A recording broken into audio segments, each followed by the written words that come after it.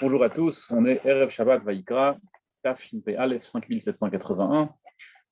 Notre paracha commence avec le pasuk suivant, Vaïkra El Moshe, Vaïdaber Hashem Elav, mais Oel Moed Lemor. Qu'Hashem a appelé Moshe, il a parlé avec lui depuis le Oel Moed. Oel Moed, c'est la tente dans laquelle se trouvait Akadosh Baruch Hu, dans laquelle se trouvait la Shrina, et accessoirement, il y avait là-bas aussi le Klei Mikdash, ce qu'on appelle le Kodesh et le Kodesh HaKodashim, le Mishkan tout simplement, le tabernacle.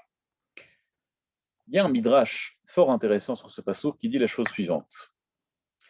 Mikan Amrou, de ce passouk qu'on a appris, du fait que Moshe Rabbeinu est rentré dans la tente d'Akadosh Baruch Hu qu'une fois qu'Akadosh Baruch Hu l'a appelé, une fois qu'Hachem l'a appelé, dit le midrash, Mikan Amrou, de là on dit, Kol Talmid Chacham she'ein bodat, tout Talmid Chacham, toute personne qui a des connaissances en Torah, mais qui n'a pas de savoir-vivre, Nevela Tova Mimenu.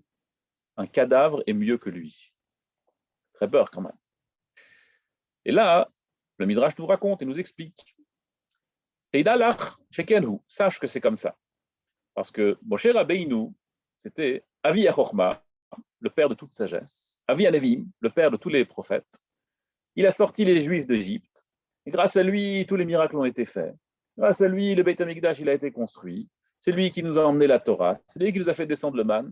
En bref, Moshe Rabbeinu, c'était quelqu'un qui était extrêmement élevé. Il y avait une connaissance en Torah qui était sans pareil. Et malgré tout, il n'est rentré dans le Mishkan qu'une fois qu'Akadosh Baruch Hu l'a appelé. Tant qu'Hachem ne l'a pas appelé, il ne s'est pas permis de rentrer dans le Mishkan.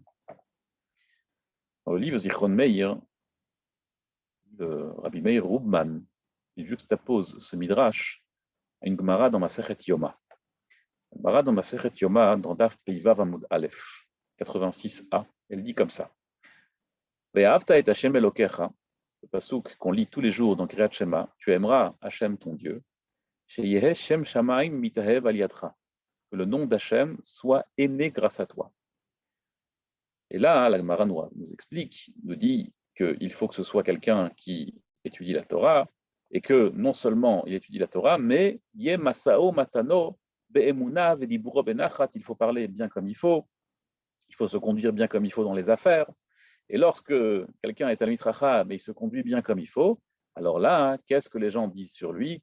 Ashrei lo leploni shelamad Torah, bonheur à celui qui a étudié la Torah et qui se conduit comme ça, bonheur à son père qui l'a enseigné la Torah, bonheur à son Rav qui lui a enseigné lui aussi la Torah, et malheur à celui qui n'a pas étudié la Torah. Regardez ce monsieur qui a étudié la Torah, comment il se conduit bien.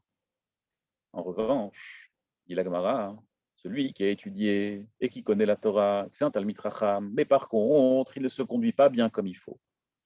Ein Masao Matano Be'emuna, dans les affaires, c'est quelqu'un de pas droit. Ve'in Diburo Benachatim Abriot, et avec les gens, il parle mal. Alors là, qu'est-ce que les gens ils disent sur lui? Là, les gens disent quelque chose de complètement différent. Ils disent Oi lo leploni shelamat Torah, malheur à celui qui a étudié la Torah, et malheur à son père et à son Rav qui lui ont enseigné la Torah, et bonheur à celui qui n'a pas étudié la Torah comme lui. Alors, tout d'abord, je tiens à dire que je ne me considère pas du tout comme un Talmid Chacham. Je ne suis qu'un simple étudiant qui partage quelques enseignements de temps en temps. Donc, ce n'est pas du tout de moi que je parle. Moi, évidemment, je ne montre aucun exemple. Mais en revanche, lorsqu'on choisit un Talmid Chacham de qui on doit être proche, évidemment, je ne parle pas de moi parce que moi, encore une fois, je ne suis qu'un étudiant. Alors, il faut faire attention de qui on s'approche, tout simplement. Et c'est ce qu'on apprend ici. Si on regarde le Midrash nous dit qu'une nevela, un cadavre, est mieux qu'un Talmid Chacham qui ne se conduit pas bien. Pourquoi? En réalité, un cadavre, ça sent très fort, à des kilomètres. Ça sent très fort, très très loin. Donc quand on voit que quelque chose est mauvais, on ne s'approche pas, on sait qu'il faut faire attention. En revanche, un Talmid Chacham, premier abord, paraît quelqu'un de bien, de qui il faut s'approcher. Il a une grande barbe, il étudie la Torah, c'est quelqu'un de bien. Alors on a envie de s'approcher de lui. Et c'est qu'après un certain temps qu'on voit qu'il se conduit mal. Mais nous, on s'est déjà approché de lui et on risque d'apprendre de ses mauvaises actions, de sa mauvaise conduite. Donc là, nous dit la Gemara et le Midrash que la mauvaise conduite d'un Talmid Chacham, elle a un impact qui est encore plus grave que celui d'un cadavre. Pourquoi? Parce que les gens ils ne vont pas remarquer sa mauvaise conduite au premier abord. C'est qu'après un certain temps qu'ils vont remarquer ça. Et, Chas v'Shalom, ils risquent d'apprendre de sa mauvaise conduite. Donc, en réalité, il y a une leçon pour nous, d'abord de savoir de qui s'approcher, pas n'importe qui. Et deuxièmement, il faut que nous aussi, on sache que lorsqu'on progresse dans la Torah, et de Hashem, qu'on puisse tous progresser dans la Torah et qu'on puisse tous devenir des Talmidei Chachamim, alors il faut savoir que notre conduite doit être au même niveau que dans notre avancée dans la Torah. Dans Bezrat Hashem, qu'on sache vivre et qu'on sache bien se conduire et qu'on sache être de vrais Talmidei Chachamim et qu'on puisse dire sur nous bonheur à celui qui étudiait la Torah et bonheur à celui qui a enseigné la Torah, à cette personne qui connaît la Torah et qui se conduit bien comme il faut. Kol Tov, Shabbat Shalom et à bientôt.